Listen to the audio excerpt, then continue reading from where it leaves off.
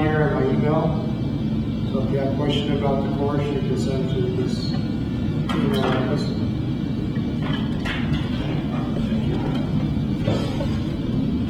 You're welcome.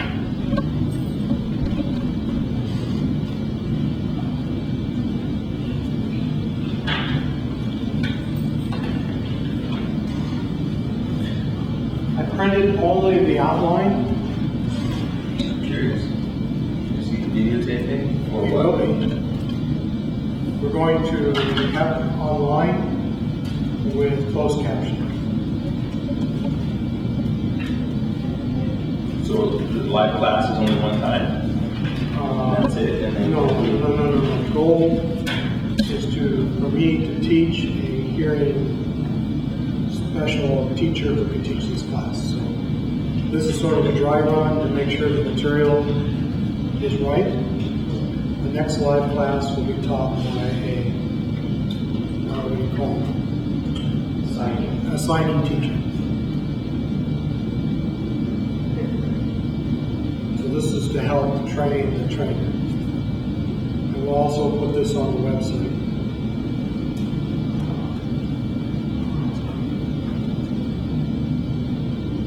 Okay. So before I want to start, I want to point out that this So is the World a... Wide Web, will it be video online too then? That's the goal. We will make it available to all of the students here. If you want to go back and look at it later, we'll give you Yeah, so during permission. Instead of like tool taker or something like that? You know, we tried some of the tools and they were not so easy to use.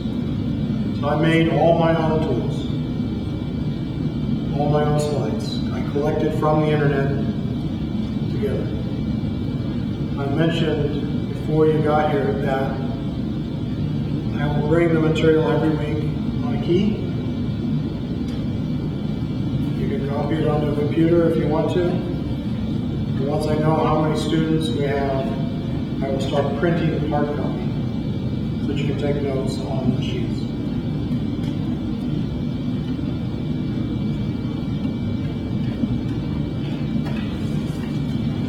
I don't have to buy it, you can give me the papers. Okay. For you, yes.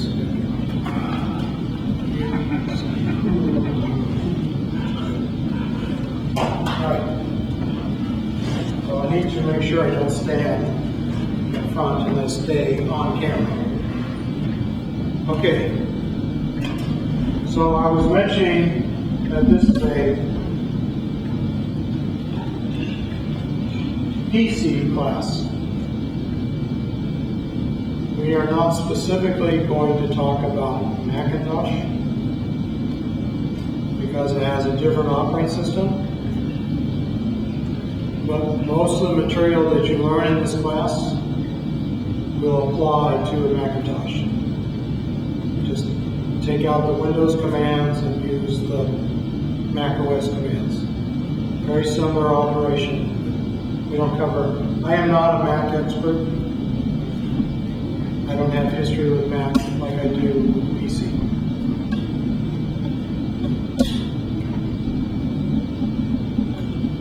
This class has has 12 sections. It doesn't mean it's 12 weeks.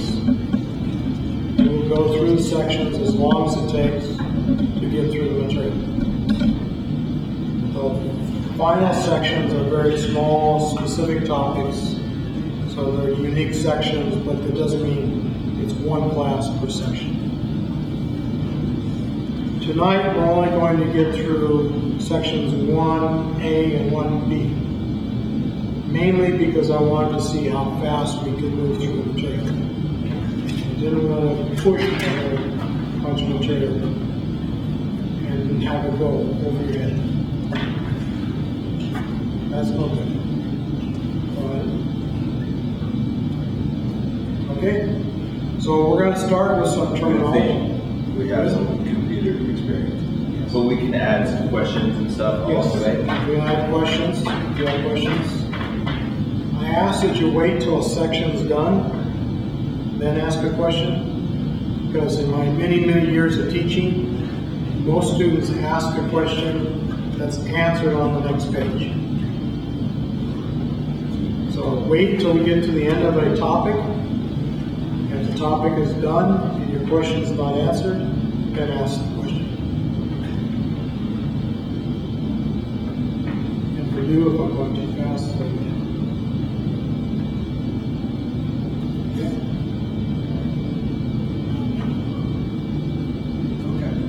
So let me, before we start into the material, how many people actually have computers? Everybody? How many people have laptops? Okay. How many people have Dell computers? Okay. Pass, fail, fail, fail.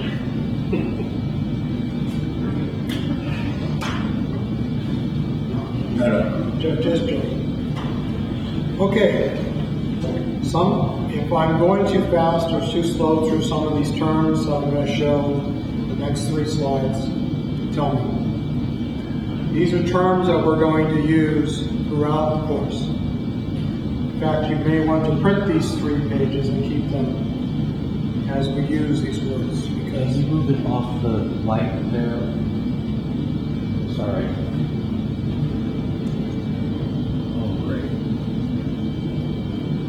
How's that? Thanks. Thank you. Okay. Let's start with the first one, bit. This is not the old English for 12 cents. This is one binary digit. It's either 1 or 0.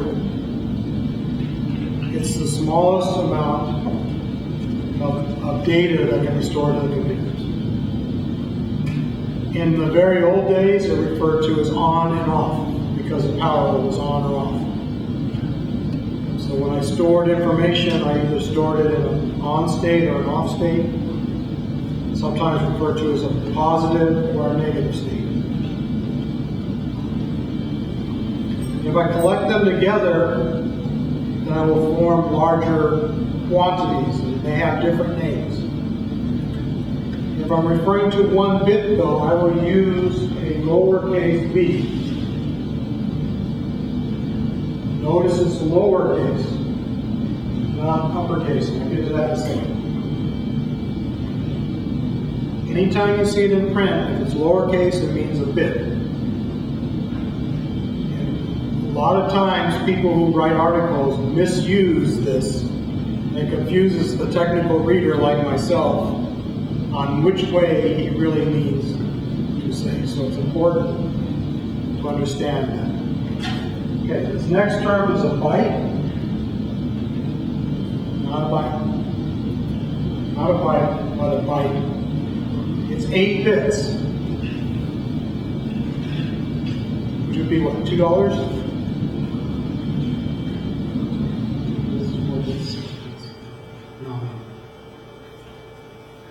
Yeah, $1. It's, as I mentioned, it's denoted with an uppercase B.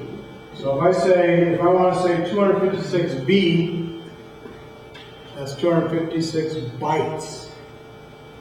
Now, how many bits would that be? Like that. 1028, 1024, 256 times 8. Multiplied by 8. 256 bytes times 8. I would have to calculate. 8. I don't know. Okay, it's a power 2, so here's an easy way to do it.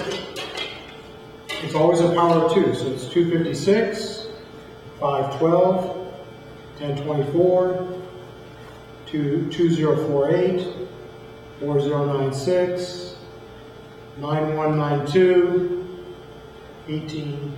It's 32767. We're going to come back. We'll come back to that on the next slide. That number is very important. 32K number will come up many, many, many times in the class. I am am not joking, a nibble is a real term. It started out as a joke, but it actually means something. It's half a byte. That's why it's called nibble, because you would nibble on something, you would nibble on a byte. It refers to 4 bits. It's used for hexadecimal notation. We'll get into that in a second. And I'll show you an example. We're going to see an example down here in a second, how that works. If we're going to talk about binary numbers, we mean that numbers that only have 1 and 0 in their notation. And they tend to be very, very, very long numbers because it takes a lot of 1s and 0s to make a large number. Most of everything you've done in the past has been in decimal. It's a power of 10. Everything you counting, money, measurements, everything's in decimal. 0 through 9 are the appropriate digits.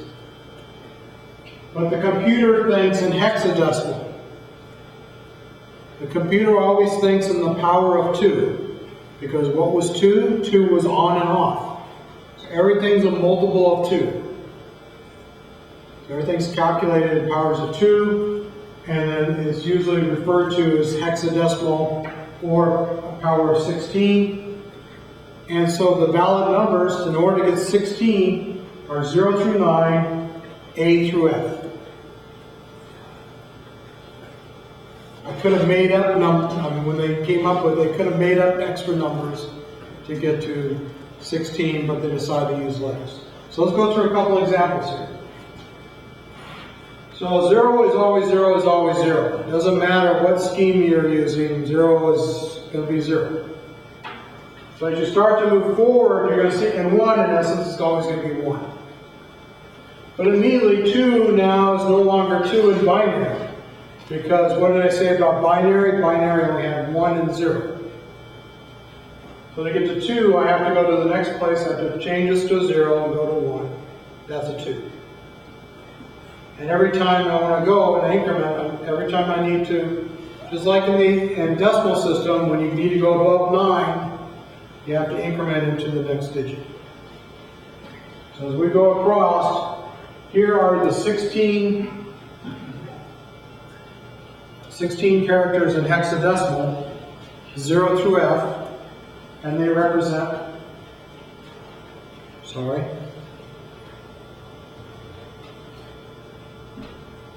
and they represent the values 0 through 15, or 16 unique digits.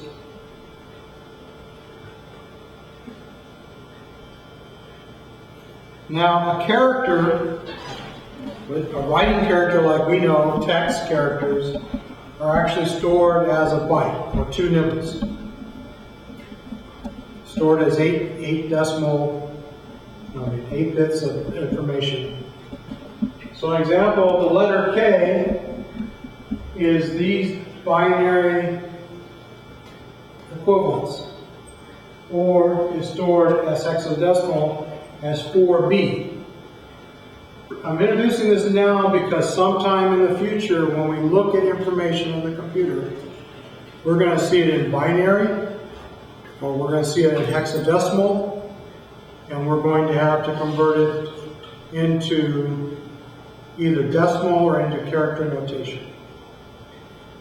Now, your laptop computer, if you pull up the calculator, you can select the scientific version, and it'll allow you to convert from one format or the other. Every printable character that's used in the computer system is represented by some unique hexadecimal number. You have upper and lowercase letters that are stored separately and have different values based on that bit pattern. When we look at the actual data information, a character are also referred to as just CHAR. That means one printable character. It also technically is a number.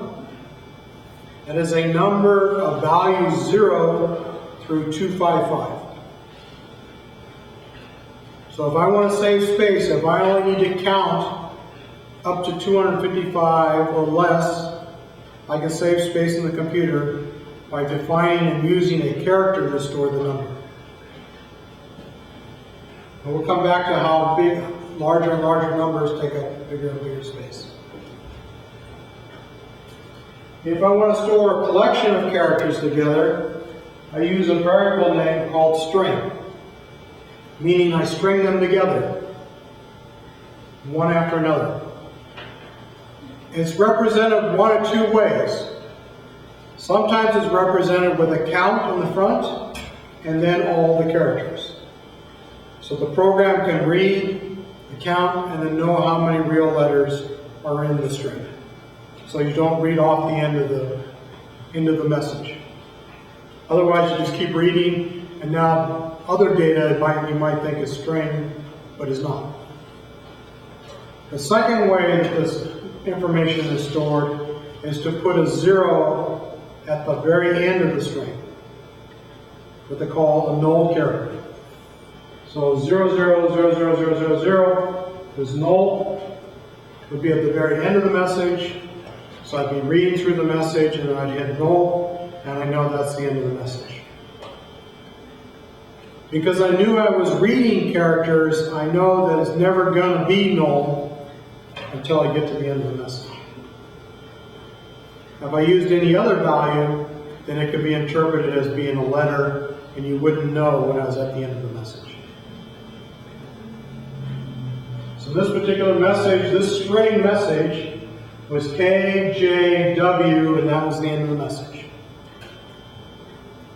Maybe it was a Skype or a instant message, and I asked you what your 3-letter initials were, and the message came back across. Here's my initials and the message with a null.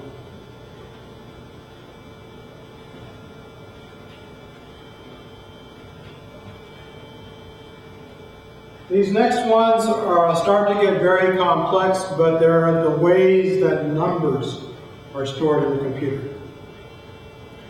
Again, we're not going to be teaching programming, but you might be reading a document that says this value. Actually, when we get to regedit, when we get to the registry editor,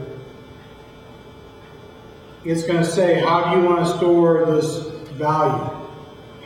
And he'll ask you, do you want to store this as an integer? Do you want to store this as a double word?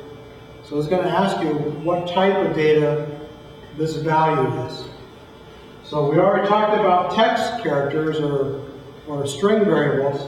Now we need to know how numbers are stored. So if I want to store a number, okay. Which one do we want to save, or which one should we memorize the most? Character, integer, real. Those are the three that you're going to use the most of the time. Okay. Integer means I'm storing a number, but it's a whole number. You go back to your algebra, I guess it is, where they teach you real numbers and whole numbers. Integers are whole numbers. There's no decimal. There's nothing after the decimal point. An integer, a normal integer, is stored as 2 bytes, 16 bits. And if you do 2 to the power of 16, you get 65,535 plus a 0, 536 possibilities. So the value for an integer is 0 to 65,535. That is assuming that you don't have what's called a sign. If your numbers are always positive, then your maximum value you can use is up to 65,535. If you're going to allow for positive and negative numbers, then you have to take half, because I need some space for the negative ones and some space for the positive ones. So the maximum number can be is actually half of that. And this is the 32K number we were talking about earlier. We will keep coming back. This magic number shows many, many places.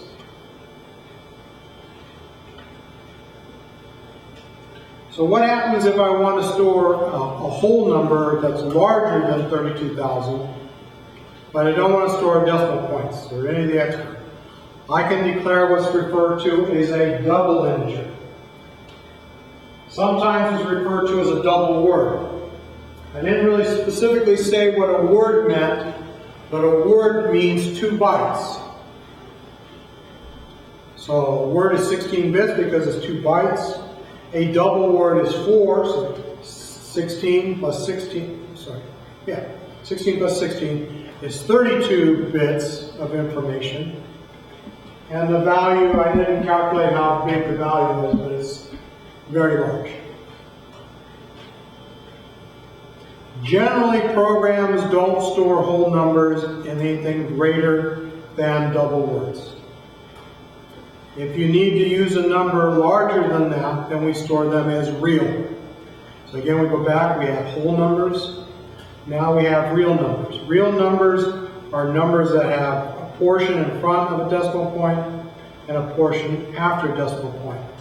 The temperature today was 92.1. That means that's a real number because I said 0.1. I could have stored that and just said the temperature is 92 degrees.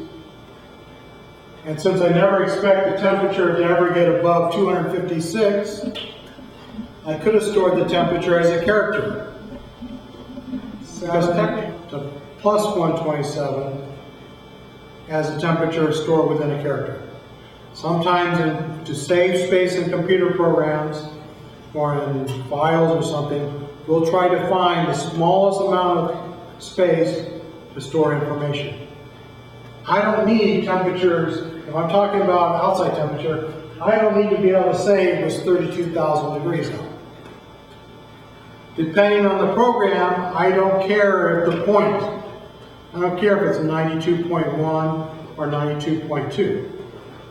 However, on the other side of the coin, I might have very small numbers that have lots of digits and I need precision.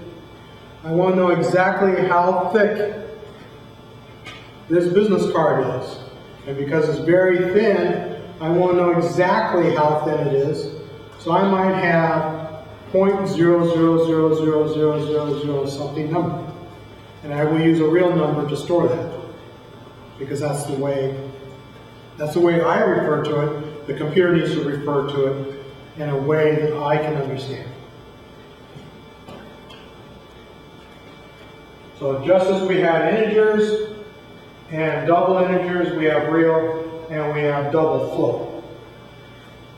This is not used that often. Double floats are really only used for either very small numbers or very large numbers. Normal real numbers can fit into a normal 32-bit worth of information. It's all about precision. How precise do you want the number to be? I can represent a very large number in a real, but the larger it gets, the more or the least accurate it gets because I have to round off some of the digits. Later on in the class, maybe 4 or 5, when we actually look at how data is stored, I'll show you that how a real number is actually stored in the computer. It's not stored 25.2. It's broken down and stored as a number times the power of e. If you remember back in algebra, this magic constant e is actually broken down, divided by e, and then pulled apart, stored as a number times some power of e. So the larger the number gets, that power becomes larger, but the precision becomes smaller, and you lose accuracy. So if you want accuracy with very large numbers, then you want to use double float. That's how data is stored. That's all I'm going to talk about right now. That was just an introduction. I may have been too much, but we're going to be using these words over and over and over again. Is that the same like E as an exponent? E is usually E, and then there's a number above it. So it'll be like E to 25. E to the power of 25. So E itself has a value. Power of 10? Power of 10? They don't use power of 10 because of the accuracy. They actually use power of E. It's more accurate. I'll look up the actual value of E. It's some, I don't remember what the value is. It's been too long. If you ask me 30 years ago, I would know what the value is. Because IBM mainframe, the big IBM computers. So you mean the natural exponent? Yeah, the natural number. Same E that you see Excel? Is that the same E? No. No. I'll show you later. I'll show you later. Just hold it. This is one of those cases where your question will be answered in the future. Okay? All right. For a couple other quick topics, and then we'll be done with the terminology. A couple other things that we're going to be using, and again, as we talk about, two important terms that are going to show up over and over again is serial versus parallel. We're not going to talking about this kind of serial. We're talking about how the data goes from the two parts of the computer system. Are they traveling in a single line, piece of information after another piece? That's serial.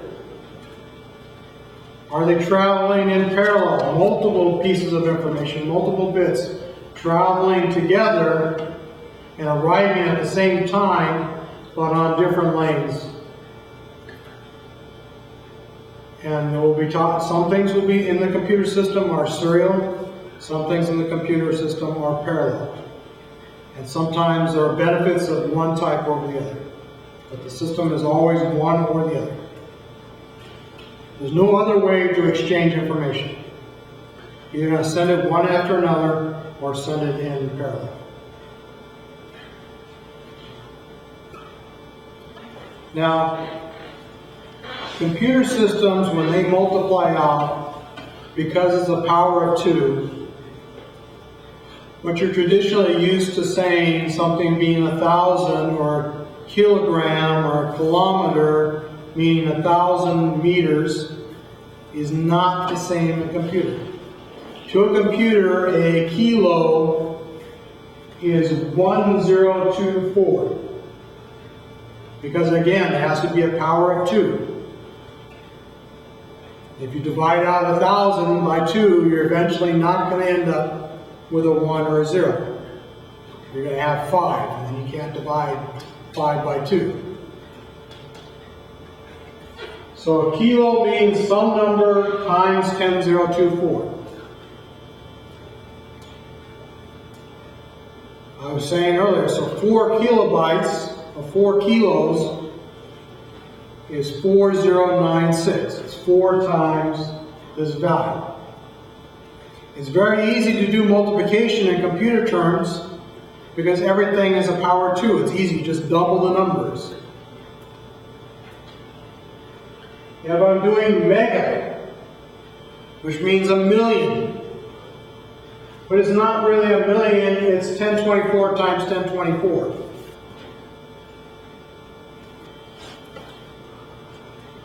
And I don't think giga shows up in the natural non-computer. It refers to as a billion. You would not say I have a gigabucks. You probably wouldn't say I have megabucks either. Those terms don't show up generally outside of computer usage. It would show up in distance measurements. You might say it's a mega kilometer, no megameter. I don't know if that would work either. It may show up somewhere, but generally they don't.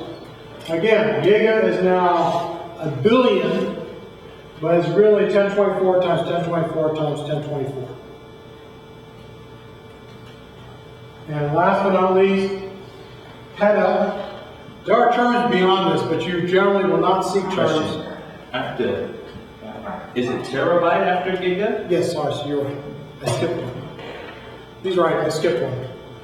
We'll make a correction. Tera, then PETA. PETA meaning 5, you're right, I should have thought of that. So, what I have here at PETA, this is really Tera, so let's correct that now.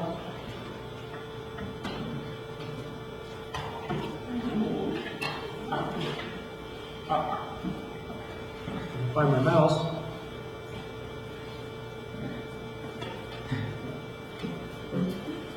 He passes for the night. Tera. And then we could put PETA in there. PETA then would be 5.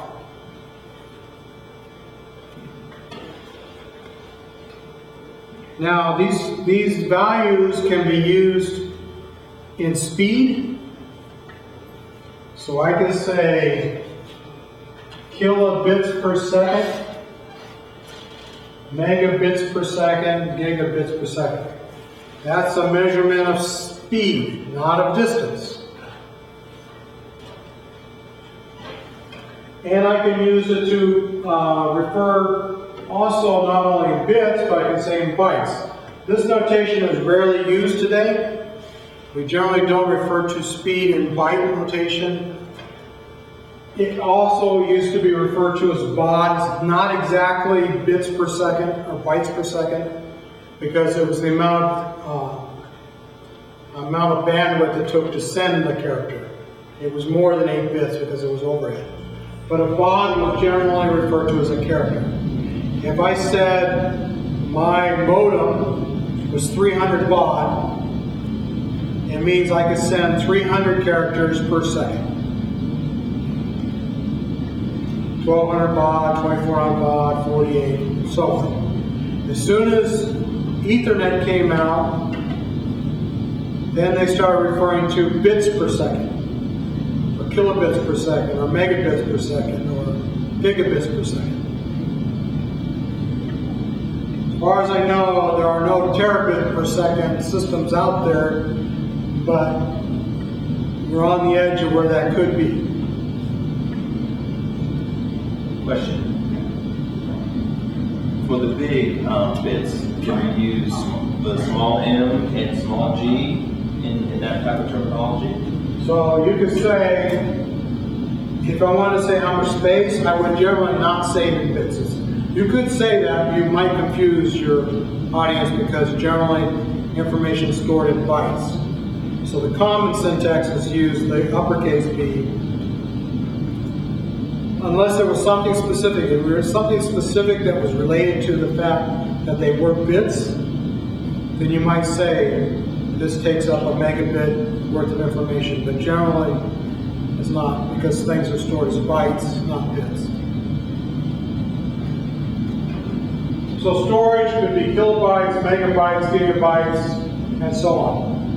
Remember, uppercase, lowercase. Speed is also sometimes referred to in kilobytes per second. It's usually when they're talking about data speed from storage. They will use kilobytes. Don't ask me why they confuse people and use bits and bytes. It's all, I think it's a marketing number. The bigger number, the better it sounds. Okay. That's it on terminology. That's all the terms I'm going to give you right now. I reserve the right to give you more terms later. This is all you need to know to start with.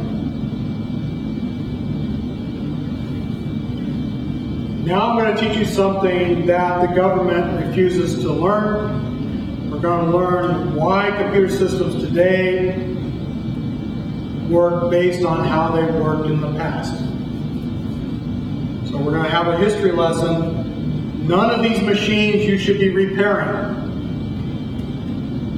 Most of these machines have been crushed many, many years ago.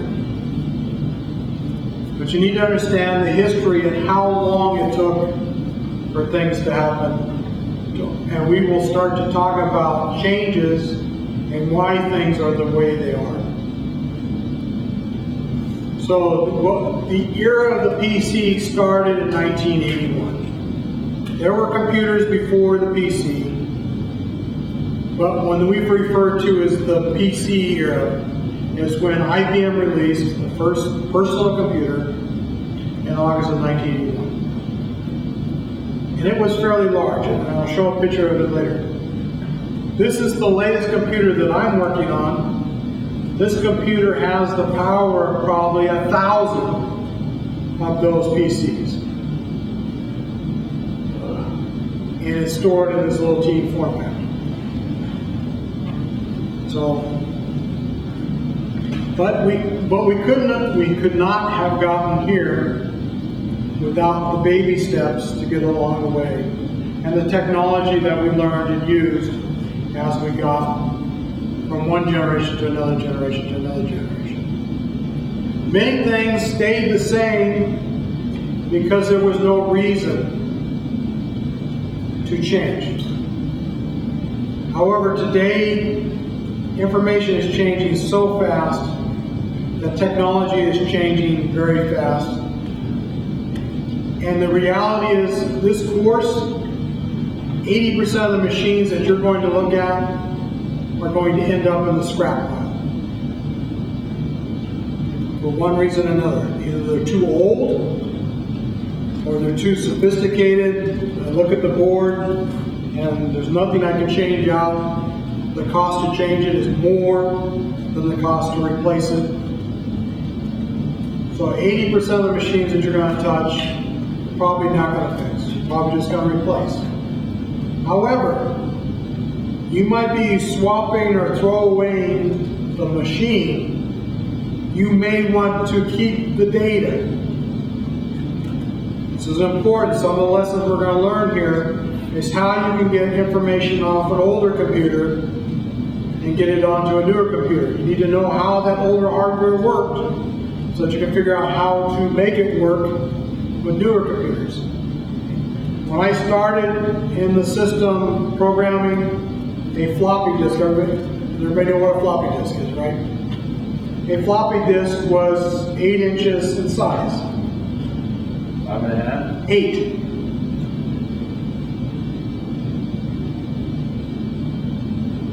Almost larger than my phone, almost as big as a sheet of paper, 8 across, 8 square. And it only stored 128 bytes of information. That was it. Little, that's nothing. Yes, very small. The first hard drive, everybody knows what hard drives are. First hard drive that I worked on was 5 megabytes. Guess how big it was? Take a guess. Flying guess.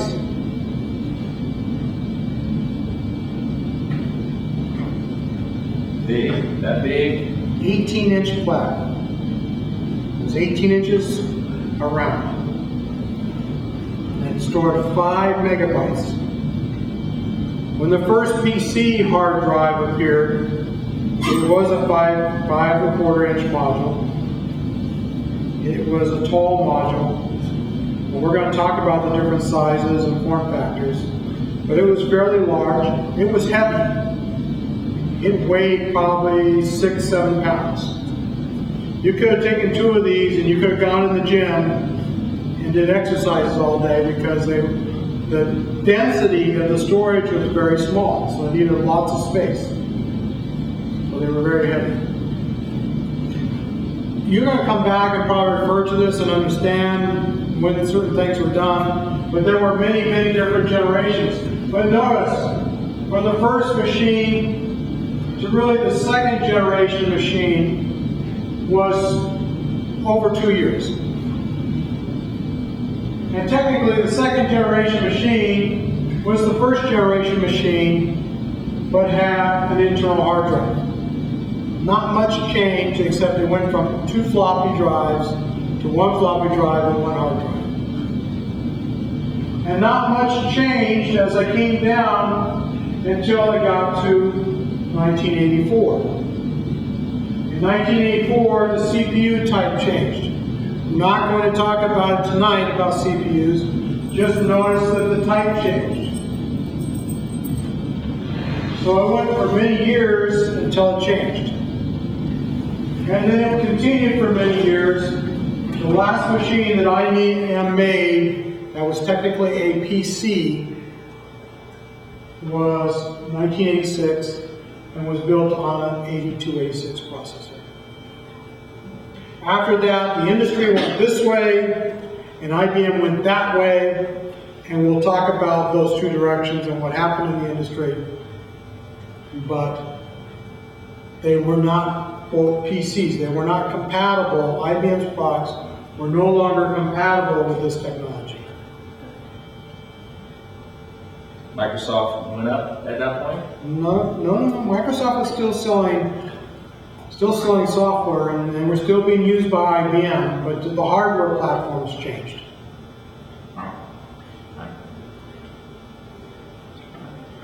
I thought because IBM owned it because other companies kept taking stuff from IBM. So up until about here, IBM was the only one on the town. Which place? Right about here, 1984. Around 1984, companies like Zenith, we'll show you that because on my Microsoft slide,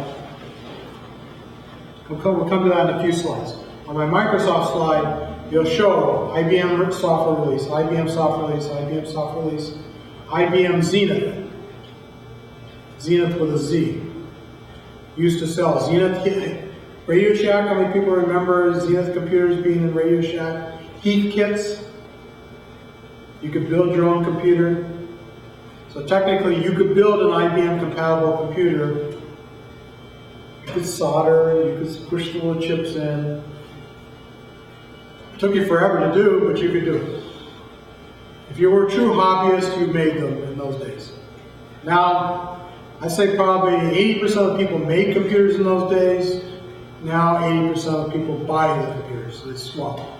Very few people make them anymore. So that's what the PC looked like.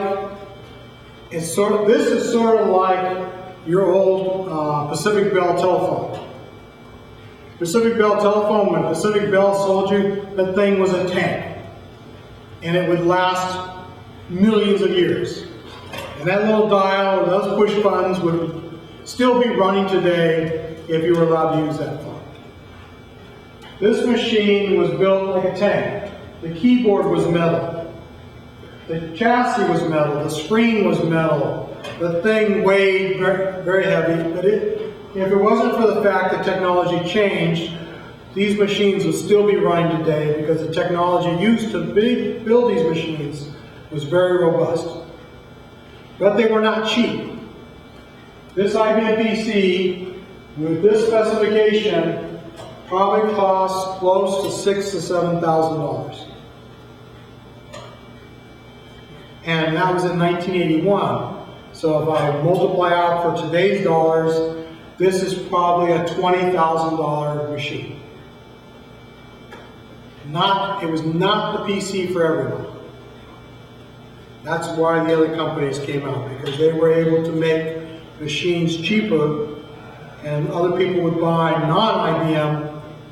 I remember going to the swap meets and going to little teeny computer stores and buying parts and building computers for a quarter of the price of an IBM. We'd keep one IBM as reference to make sure our software worked, but then all the rest of the computers would be hand-built because we couldn't afford to continue to buy IBMs.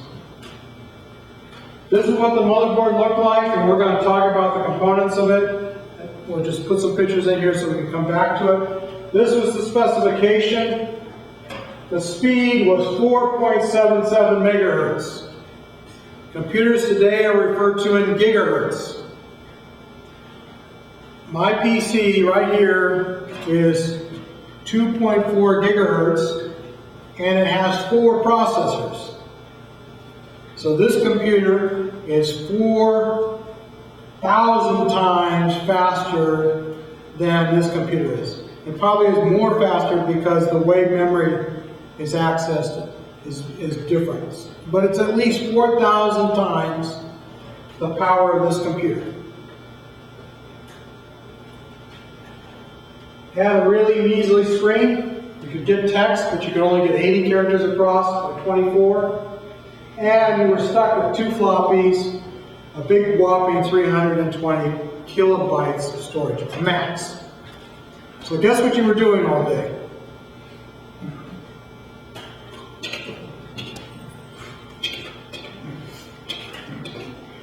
And labeling number 1, number 2, number 3. And in those days, they were only on one side, so we did what was called a flippy. You pull it out, you take your hole punch, and you punch a hole on the other side of it, and you flip it over and you put it back in so you could use the other side. So we called them flippies instead of floppies. Also, CAS too.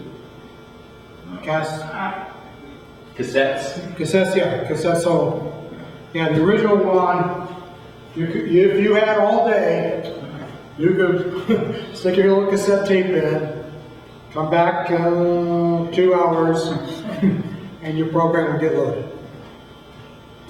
And if you lost the power while you were saving, bye-bye. So the cassette lasted a very short time. The interface was there for a long time. In fact, So you waste your time, huh? this little second connector here only existed on the original IBM PC. That was the cassette port, or the cassette recorder plugged into.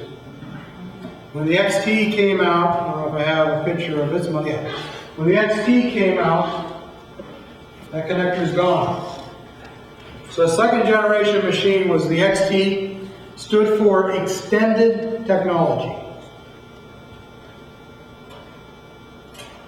It added a few things. We'll get into the details later. The thing it added was that it added a hard drive made by Seagate, 10 megabytes. Ooh.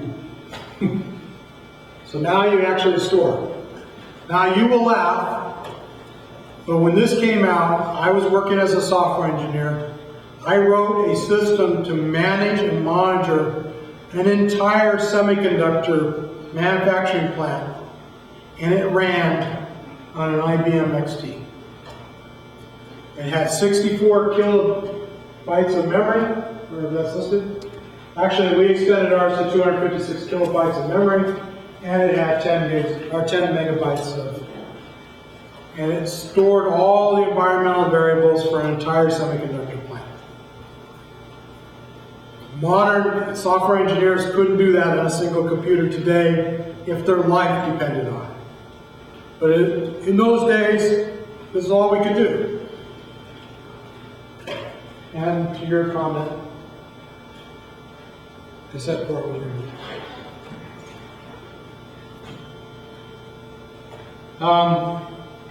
If you really want to read about history, I actually have the manual, I downloaded the manual. I used to keep this book, the IBM Technical Reference Manual. I just a year ago threw this manual away. I had this book in my bookcase for almost 20 years. It was the de facto guide for reference, for figuring out information on how devices work and how to program them. And it was used, probably still used in some places today. The information is still valid. So if you want to read about some history, you can go to this link and download it.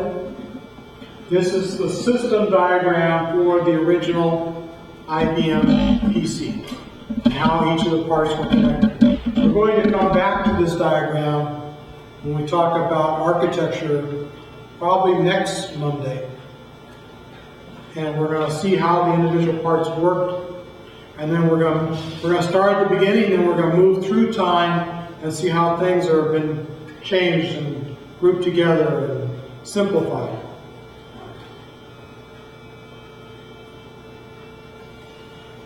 You had most of the hardware that you had for the original PC had to come on a card.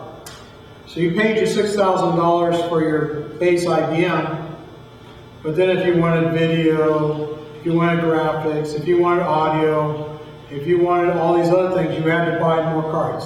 So that $6,000 just went to $10,000 by the time you bought software and all the hardware.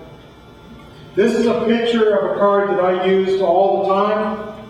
This card allowed you to extend memory. It had a real-time clock.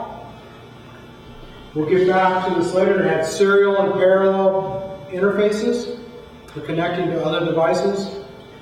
This was sold pretty much everywhere. Everybody bought this card. It became the de facto interface card to be used in the PC. Down here is an example of another type of card just showing a different form factor. This card had an 8-bit bus. Look at this diagram. This first connector defined an 8-bit wide bus. The second connector on the bottom were the additional components needed to have a 16-bit wide bus. So this card would fit in any slot. This card is not a good picture, but this card had the 2 connectors. That card would only fit in 16-bit wide slots. Again, we'll come back to that later. The IBM AT came out, and here's the highlights of it. Hard drive went to 20 megs. But now you can have 16 megabytes of memory instead of 256 kilobytes. So it was a big change in how programs were going to get used, because now you had lots more memory. And a lot of different things. Floppies now became 1.2 megabytes. A lot of changes when the AT came out. And when we talk about individual devices, we're going to go through that history again later about compatibility, what can read them. It wasn't until later that the 3.5 inch, so these were always 5 1/4 inch floppies.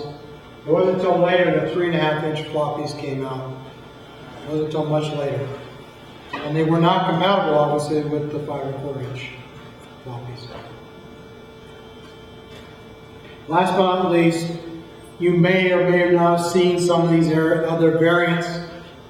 This, they tried to make the PC of the family. This was the PC Junior, the low-cost small brother.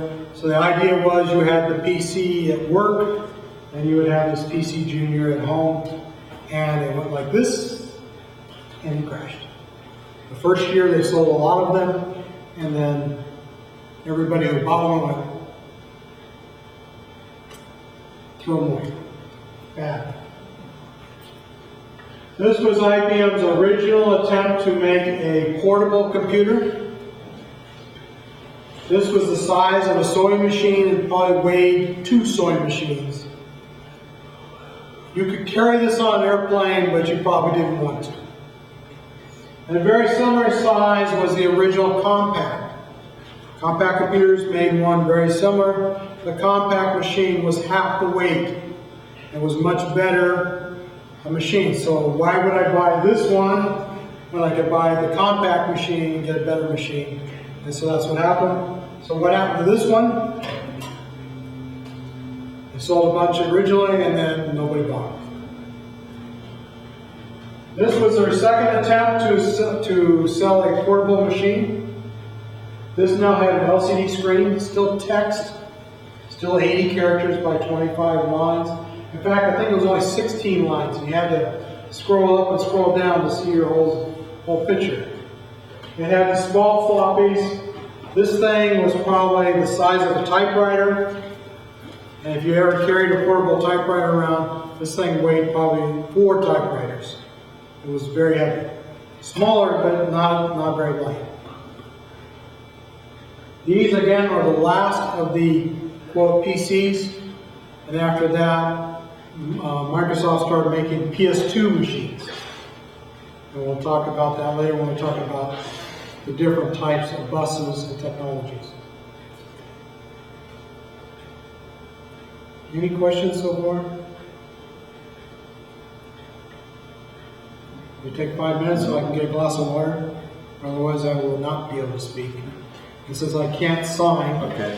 we'll be in trouble. Got it. 5 minutes. I'll find some water. So we talked about the history of the hardware. The next 2 slides are going to talk about the history of the software. And the software was sort of released in conjunction with hardware. Most of the time when a new version of software came out, it was because I needed a new piece of software to talk to that new hardware.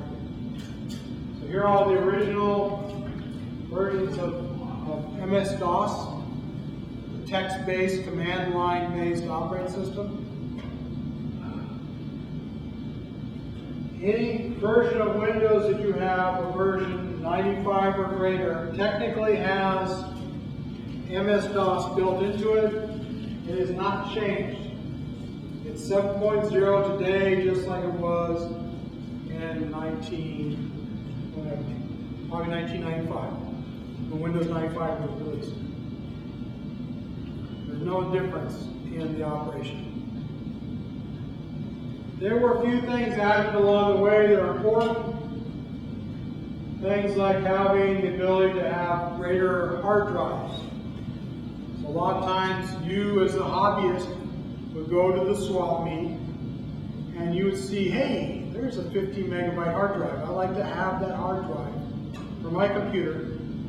You'd go home, you'd take out your 10 megabyte hard drive, you plug in your 50 meg hard drive, and you turn it on and go, hey, it doesn't work. Probably must be broken. Well, reality was the floppy disk that you had no software that could talk to the 50 megabyte hard drive. So it said, hey, you don't have a hard drive. Very similar things happen even today. We call these things, can we pause? The driver. Good pause. It wasn't until 1988 that there was really a graphics environment to go with the PC. You could display graphics, but there was no windowing system. There were no mice. There were no little icons. There were no pictures. In fact, most of the PCs had 2 monitors and 2 video cards. And we'll get into that later. You had one video card for your text, because you wanted to have very clear characters. And you had a second monitor for your graphics, because the text monitor and the text video card didn't do graphics. And the one that did the graphics had very bad character. It's like trying to show your computer on your TV. It just looked very bad. So if you were a programmer, you didn't want to look at that screen all day. So you'd be typing on this one, and then you would hit the go button and you look over on the graphics one. And you come back to the text one, and you go back to graphics. Nowadays, we can put text and graphics on the same screen and be clear and readable mixed together, so we don't have to do that. But that was something new, and it was, revolutionary when it came out.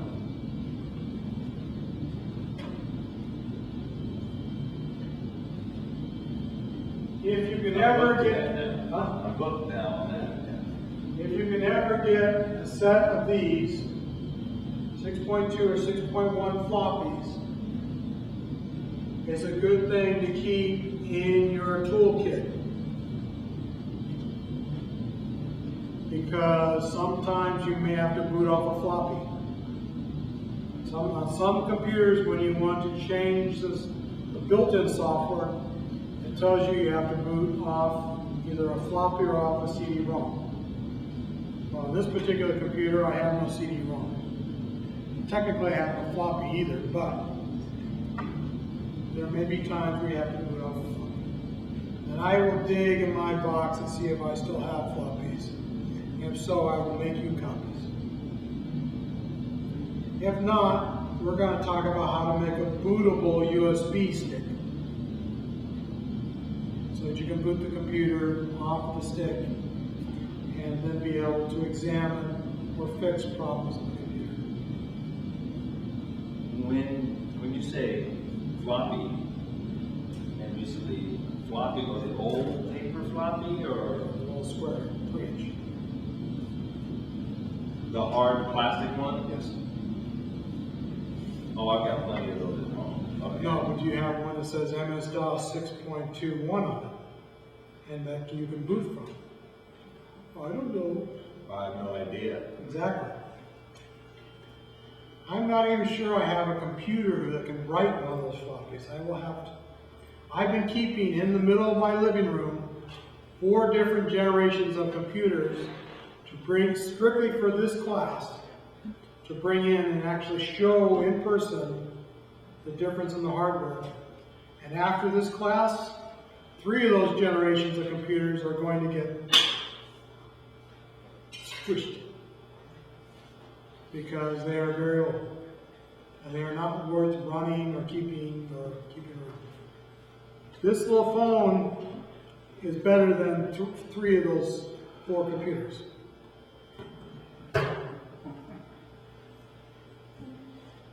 Wow, the iPhone 5S coming out like tomorrow or something like that? Wow.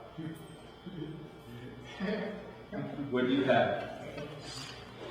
I have a Samsung and I have an iPhone. This is the last iPhone I will ever buy. All my new phones will be Samsungs. But that's different. That's not this class. This is not a phone repair class. Oh, sorry. But it's the same concept or really, really big difference? It's the same. It would be the same as saying Windows versus Mac. You can get the same thing done, but you click on different things. But you can do similar things. Like I have FaceTime, and I have a different app that's similar to FaceTime. I have Skype on both phones. I have Google Maps on both phones. I have Netflix on both phones. So most of the same programs you can run on both phones. Very similar to most of the important software runs on both PC or Mac. Not all the software. There will be some that are different. Okay. All right. I'm going to apologize for the eye chart for the Windows versions. It actually took 2 slides to cover all the versions of PC Windows, and this does not include any mobile Windows or Pocket Windows. I didn't keep those versions. This is the first set of Windows. So the first release of Windows, and I remember when it came out, and I looked at this and went, why would anybody want to use this? And I didn't do anything with Windows again until pretty much it came around to 3.1. Because it was just too kludgy, it wasn't easy to use. 3.1 came out, and it was fairly stable, and it was only minor upgrades. There was one is for Workgroup 3.1 and 3.11, and the primary addition was the ability to have access to the network. Ken probably remember having to load the network driver. When Ken and I were working together, we were doing cable modems, and we would have to carry our little upgrade floppy with us so that we could upgrade their Windows to 3.11 so they could have a network connection so they could talk to the cable modem. It was pretty interesting because you would get on Microsoft's website, obviously from another computer, and you say, how do I do an upgrade? And the first thing it would say is, get on your network and download the upgrade. But I don't have a network, so how can I get on the network to download the network upgrade? This is why we carried these floppies around, because we would end up in people's houses and they didn't even have a network card, so we used to carry network cards and these floppies around. We'd put the network card in the machine, we'd stick the floppy in, we'd upgrade the machine, we'd connect to the cable modem, See, it's working. See, here's the internet. Okay, bye-bye. It's working. See you later.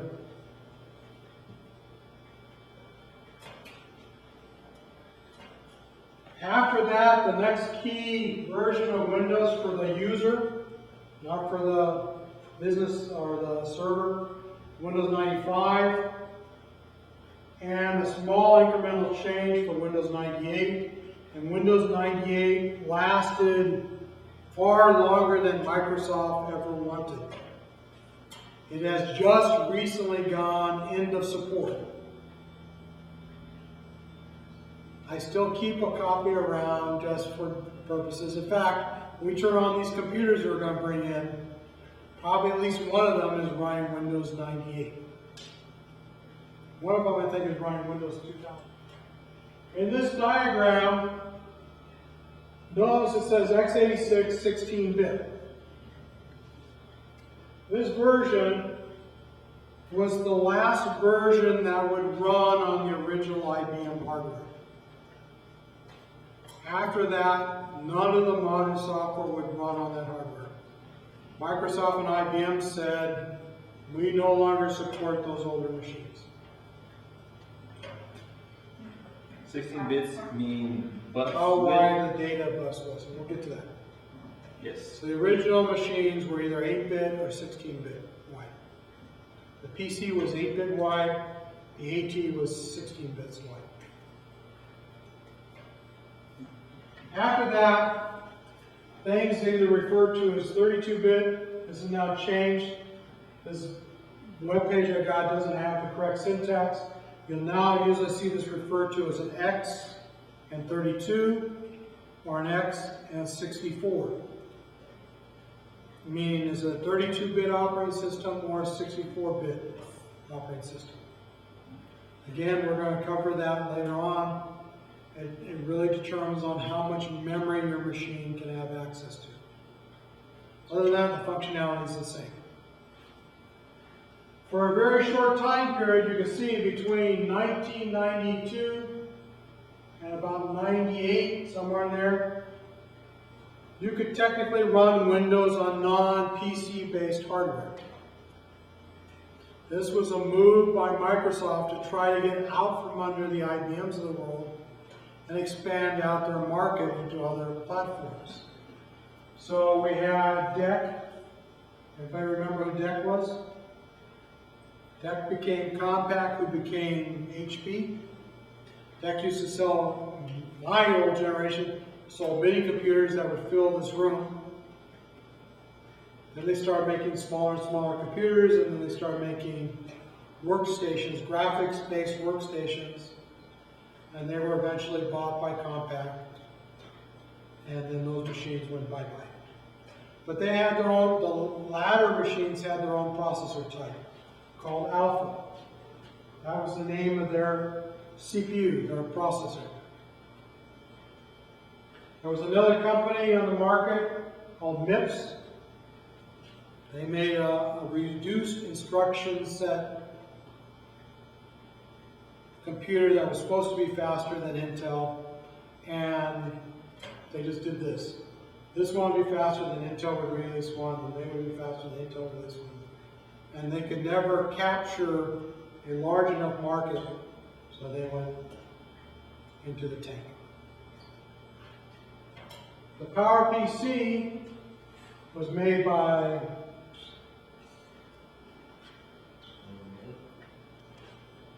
Bits. MIPS. Okay. What does that mean, bits? Do you know? It's an acronym, I have to look it up. Okay. It stood for something related to the owners of the company or something.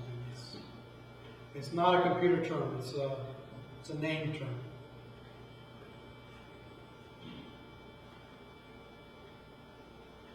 The PowerPC, if you're a Mac user, you're probably familiar with the PowerPC. This was made by Motorola, an attempt to also get traction against Intel and IBM. And so Microsoft experimented with allowing Windows to run on PowerPC machines. And it didn't go very far either. 2 releases and it was gone. I had until 2 years ago a DEC Alpha-based workstation. It was very small, maybe a couple inches tall by 8 by 8. Turned it on like 3 times, never did anything. Bought it at a garage sale for like $200. I kept it around just for the sake of having it, and then finally got rid of it. After Windows 98, Windows XP, The old system? Operating system? What operating system was that? on The the PowerPC, PC, yeah. was Windows.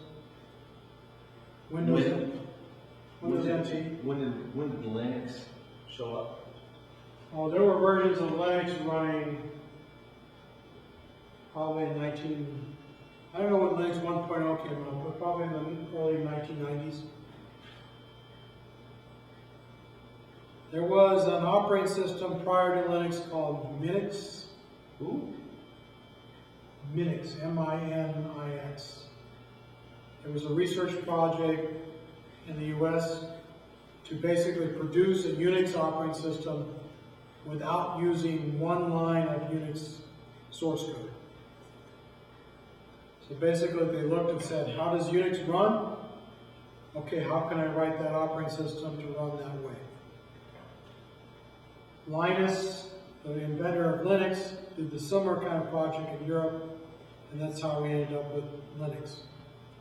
Linux was originally an education tool to allow people to play with source code for a Unix-like operating system without having to pay the royalties to have the source code to Unix. Most universities could not pay either AT&T or Berkeley the cost to own a license to look at the source code. So if I wanted to teach a software course on Unix, I couldn't do that. Whereas if I got Linux, I could teach it. So it was originally a teaching tool. Now there is no more Unix, now there is only Linux. So those to show you the things that are popular in one time period will no longer be popular in some other time period. Okay. Windows XP was released, and then shortly after, since Itanium, that was another attempt to have a faster processor. But there is a 64-bit, it's probably on my next slide, there is a 64-bit version of Intel-based XP that you can run. Most people have the 32-bit because that's all their hardware can run. Their personal hardware could not run 64-bit. Then Microsoft, there it is right there. XP Professional 64-bit edition.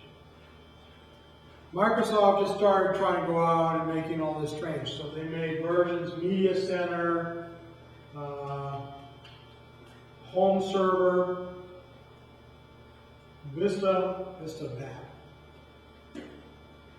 If you have a computer today that's running Vista, I highly recommend that you replace it with Windows 7. So immediately just wipe it. I had Vista, no, I don't. Yeah, just wipe Vista and load Windows 7. And unfortunately, even though I work at Dell, I can't recommend Windows 8. I personally can't recommend it. This machine has Windows 8, and it's always constantly a problem for me. If you want to touch and do things like that, then it's okay. For me,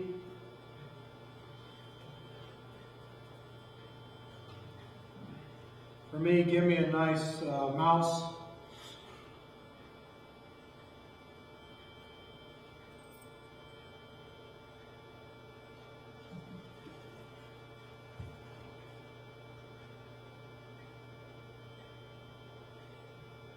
Give me a nice mouse and I'm just fine. Today, Remember what I said about history? History repeating itself and learning about history. So what did we see on the previous page? We saw Microsoft's attempt to try to release Windows for non-Intel based hardware. And what happened? Down into the drain, right? No, you cannot find a non-Intel based. You can find AMD, but when I say Intel based, I mean Intel compatible. So there are AMD processors out there, but they are Intel compatible. You cannot find a non-Intel compatible Windows machine out there today. However, within the last year, Microsoft has tried to do it again with a piece of software called Windows RT, which runs on ARM processors, non-Intel processors. And if you've been reading the trade journals, Microsoft has also announced a $900 million write-off against the project because nobody's buying it. The reason nobody's buying it is... Which one was that again? I'm sorry. Windows RT. The reason nobody's buying it is a PC based on Windows RT sells for $299, and a PC based on Windows 8 sells for $349.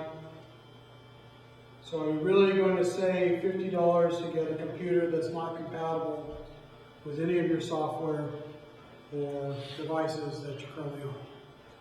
The answer was no. Windows RT has been a very poor seller in the marketplace.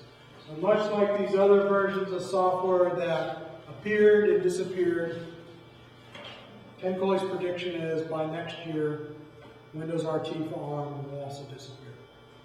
That's not the Dell official policy. This is Ken Coley speaking, not Dell. Do not get me fired.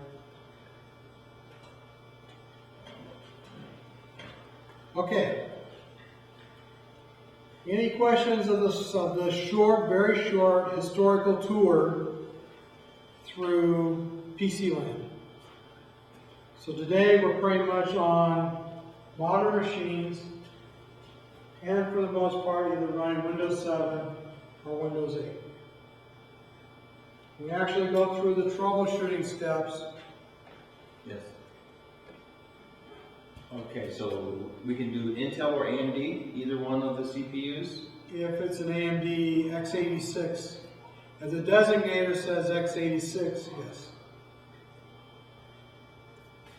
Not all the processors that AMD makes are Intel compatible. The way you will know is it will say x86. That's the designator for being compatible with that instruction set.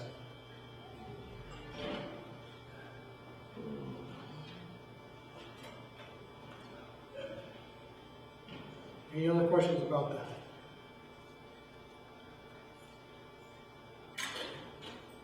Can an AMD run by itself then?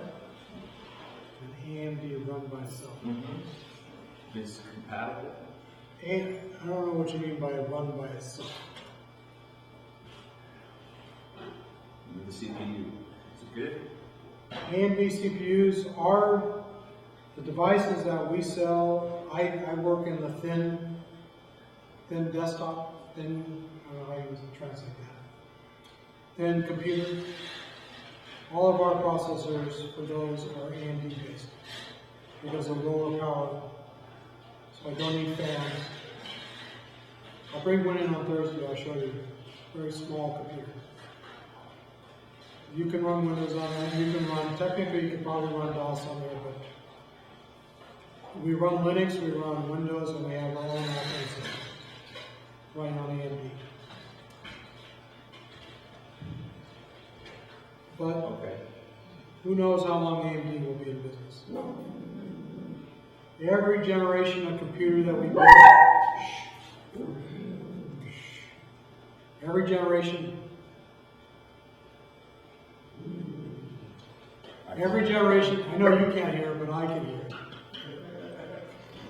Every generation of the computer that we make in our group, we constantly look at processors. So we look at the AMD processor, we look at the Intel processors, and we look at price, we look at performance, and we look at power. We have a very tight window for all three of those components. And if one vendor can't make a chip that fits in that, then we use the other vendor. Traditionally, it's been AMD. But that's at the very small computer. The very high computer, very few people use AMD. I'd say 90% of the servers are Intel.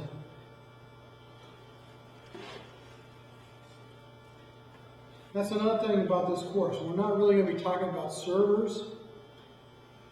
The servers are nothing but large PCs. So all the things that we're going to talk about, primary difference between a PC and a server is going to be what software am I running on it. From a hardware standpoint, a server is just a large PC. And packaged in a different form factor. Packaged either in a rack, or in a blade, or in a tower. But it's just a PC. You want to run Windows 7? Want to run Windows 7 on a server? No problem. I've done that. And I've done the opposite. I've run the Windows Server operating system on a PC. So you can do either one. For demo purposes, I put a server software on a laptop so that I can carry it around. Technically not supported. Took me a week to find the device drivers for all the hardware for the server software because it's not supported. But I got it to work. I heard that many servers use Linux too, is that right? There are some that use Linux. There's still some that use Unix. And there's still a lot others that are specific purpose that don't even use, they have their own software. Okay. That's the last of the slides for tonight. We have 15 minutes to cover. One more question before we end. We're not ending. I want to Okay. open for questions. But then when we go, I want to tell you about your toolkits that you need to start collecting your tools together. Because if we bring computers in here, I want you guys to start thinking about what kind of tools you always have to carry. Because you don't want to get out someplace and not have the right tool to fix a particular function. So let's take the question and answers. So Windows 8. Why is Windows 8 not good? It's got a different interface and it just does things different. If you were starting from scratch, if you had no history of Windows 7, it might be okay for you. Secondly, it's really designed for devices that have touch screens. If your computer does not have touch, it's hard to use because one of the functions, like that function right there, that required me to swipe my finger from the outside of the screen inward. If you try to do that mouse, you're there all day trying to swipe it in because I can't make it work. So there's just some functions that are good for touch. In other words, don't upgrade to Windows 8. In fact, I wouldn't even upgrade to 8.1 until I had a chance to evaluate it. 8.1 is supposed to fix all the problems that historical users have found in Windows 8, but I don't. If I was betting, I would bet against Microsoft, not for Microsoft. Patch. Yes, I build lots of machines, and right now I have to install, I think it's up to 186 patches before I can give the machine to the user.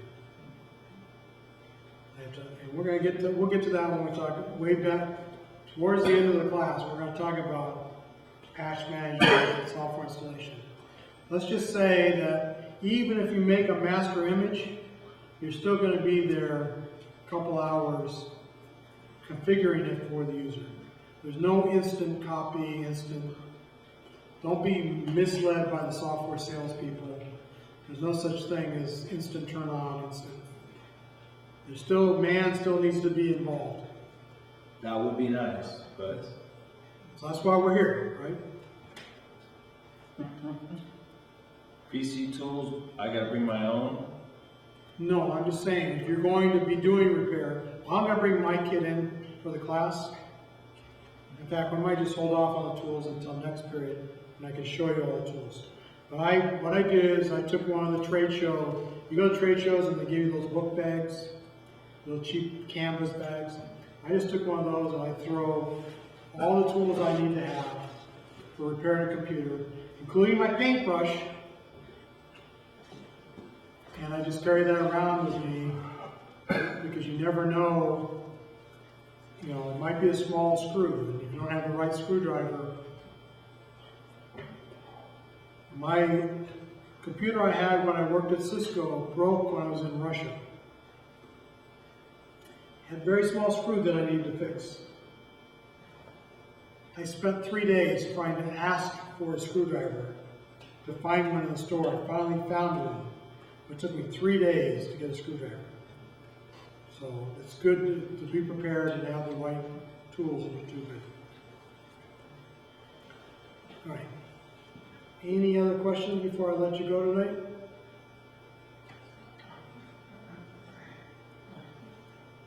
So anything we need to bring for next Thursday?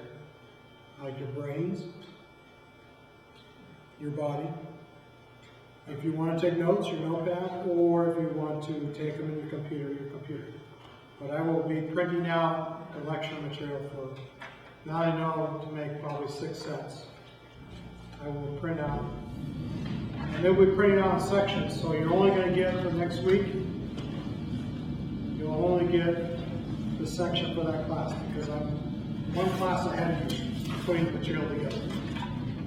Most of the material I've been getting off the internet, so when we get towards in the middle of the class, I'm going to start showing you how, when you don't know what the answer is, where you can go look for the answer, and how to go look for the answer. Because even I don't always know what to do. Even today, I was trying to find something, and I had to search on the internet, looking and looking. So I'll show you some key places to go look for information. In general, don't trust everything you read. A lot of times the websites are strictly there to sell you something. So you need to be careful about where you're collecting your information from and who you trust. Also download bugs too. Exactly. Especially the ones, the computers that say, fix your computer, actually break your computer. Right. Do you have a list of websites for that? I'm putting it together. So by the end of the class, I'll have a bunch of sites that you can keep. Okay, perfect. One of them was the one I just showed you, the IBM TechRec. You should download that and just keep it because it's a historical. Again, sometimes you have to go all the way back to the beginning to understand why certain things work that way. And you never know, you might be fixing that odd computer that was made in the 1990s. That's a critical piece of operation. It can't be upgraded. Every once in a while, I look in people's closets and I see, and I say, why are you still running that? Oh, we have a piece of software we can't buy for newer computers. It's still running on that computer. And they still want to keep it running.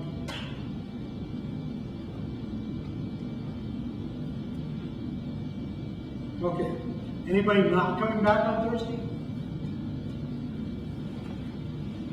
No, they're all coming back. I didn't bore anybody? Didn't cause anybody to want to leave? Good? Everybody's good? All right, we'll see you Thursday, 6:30. Please No, be... Not bored, good. Please be here at 6:30. Because starting next week, there's going to be a lot of material.